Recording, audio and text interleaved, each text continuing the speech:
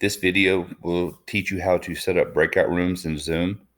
One of my favorite activities when I'm in the classroom is to set students into groups of 3 to 4, and I'll teach the whole class, and then they'll collaborate in their groups for 5 to 10 minutes, and then I'll bring them back together and teach another part of the lesson, and then let them collaborate in their groups for 5 to 10 minutes. And that gives them practice and some time for group conversations. You can do this through Zoom also, through online classes. And so this video will show you how to set up and explain how those work. So when you launch the Zoom client, the only way you can get to this screen is if you download the app onto your computer. So you'll need to set up a free account and download the app. And then when you start a meeting, you go to the settings icon. You're going to go to the bottom of settings under general. You'll go to the very bottom where it says view more settings, and it's going to give you a pop-out.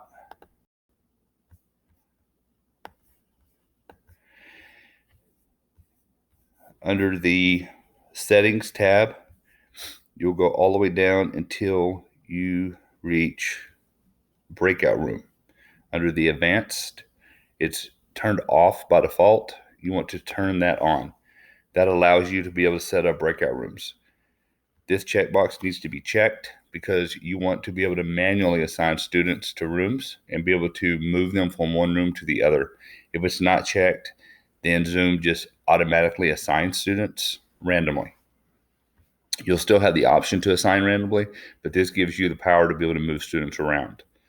Okay, so once you get that in, and you go back to my client, I'm going to show you where this is at. So at your navigation bar at the bottom, we've already discussed these controls in the previous video, but now you have a new control that says breakout rooms. When you click on that breakout room, once all your kids are in, it will tell you how many participants are in your room at that time, and it will allow you to assign that number of participants to however many rooms that you want.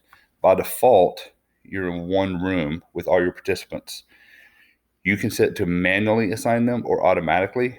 My advice is to start by automatically assigning them. It'll randomize it for you, and then you can always move them around after. So if you have 20 students in your Zoom and you want to put them in groups of 4, then you would assign 5 rooms. You could do 4 rooms and have groups of 5. It's your discretion. You can put them in 2 separate rooms. This is what it looks like when you separate them out. In each breakout room, it will have the number of students that are in there and their names. And so you could see at a glance who's where. You can go in and rename those rooms if you want to. I've never really used that feature. And then once you get it set, you would go to each one and you would click join, or click the button that sends them into the room. Once that happens, they're going to disappear off of your main screen, off of your main room, and they will be in their breakout rooms. They cannot hear each other. They can't see each other's chat when they're in a separate breakout room. You can go in then to each breakout room one at a time and listen in and participate in their conversations, chat with them. And then once you want to bring them all back to the main room, then you just go in and you cancel those rooms out, and it will bring them all back to the main. I hope this was helpful. Once again, if I can help in any way, please reach out to me, and I'm more than glad to help.